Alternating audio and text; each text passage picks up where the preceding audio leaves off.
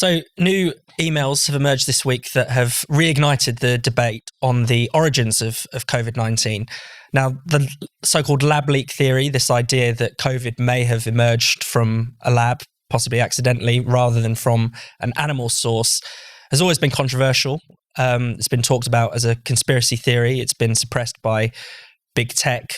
But now we know that a lot of top scientists actually gave it a lot more credence in private than they did in public.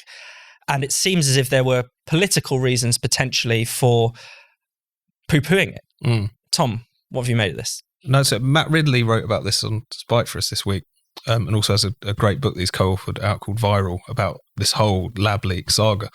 But it's just so fascinating. So these emails have been uncovered by these kind of Republican congressmen in America between various leading scientists, Jeremy Farrar and the Wellcome Trust, and various others back in February 2020, just talking about how they thought it was quite a high probability that this could have come from a lab because of its particular qualities and all the rest of it.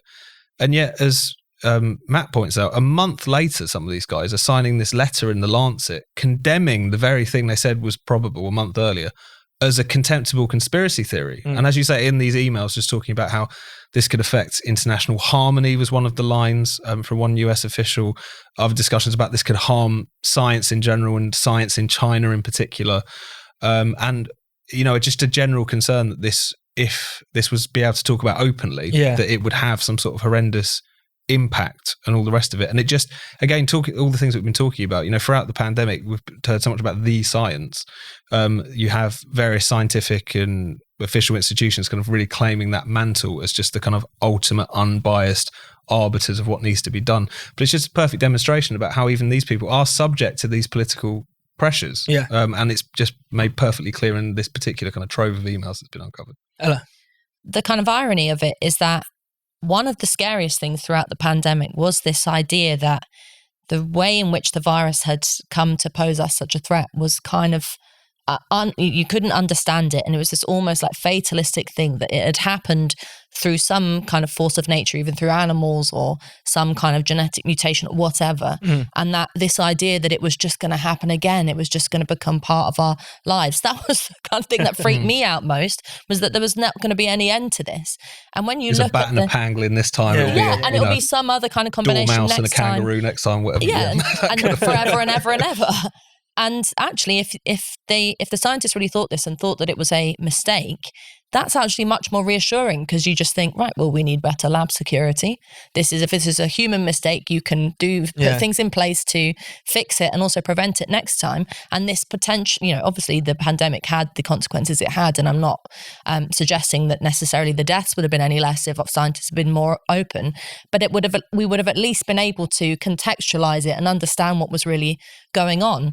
It's also the most unscientific, anti-science thing to do, and a danger to the credibility of science, to do cover-ups, because the whole way in which science and scientists have their authority is that they are telling the truth. They are explaining the world to those of us who don't get it, in ways that are truthful and the ways that are based on fact. And so if you have kind of a political sort of distortion of that trust and that relationship, that has really bad ramifications for the future of science. One of the things that we've talked about several times on this podcast is the reasons why a particular form of anti-vax sentiment has come about. We've kind of mused about why it is that people have gone to such extremes, or even actually why it is that people who are, reasonable are expressing sort of relatively anti-science views about the nature of the vaccine. And, all of that comes from a mistrust of science, which doesn't just fall out of the sky, and not all of it is necessarily unfounded in fact. And if you have top scientists now being revealed to have playing sort of geopolitics with the truth and actually jumping the gun and assuming that publics can't handle the truth, that's one way for conspiracy theories to there's actually a bit of more founded. There's a bit of a pipeline as well. I'm sure people have noticed this between people who got really into lab leak quite early and the kind of anti-vax stuff, and you kind of sense in which they were vindicated on this one, which as most people have conceded now is a plausible explanation. We may never know really where this thing came from, but still, lab leak is one thing.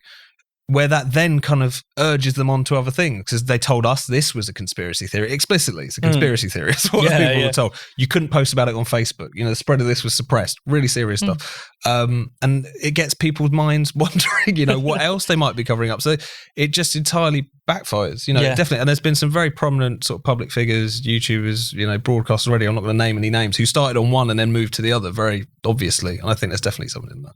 Yeah, definitely. And you've hinted at the other aspects of this. It wasn't just, high-profile scientists who tried to quash this theory. It was big tech. And this has been one of the big kind of censorship scandals of the past few years, where we saw, big tech change its mind on whether it's plausible, in line with the views of the President of the United States, this time happening to be Joe Biden, a favourable president, unlike Donald Trump, who they kicked off. I mean, that's extraordinary, isn't it? It is extraordinary. You had Facebook banning people for something like 30 days if they mentioned the lab leak. You had, everyone knows that you couldn't move for using the word COVID or something like that for Twitter and YouTube or anything, to slap a warning on you.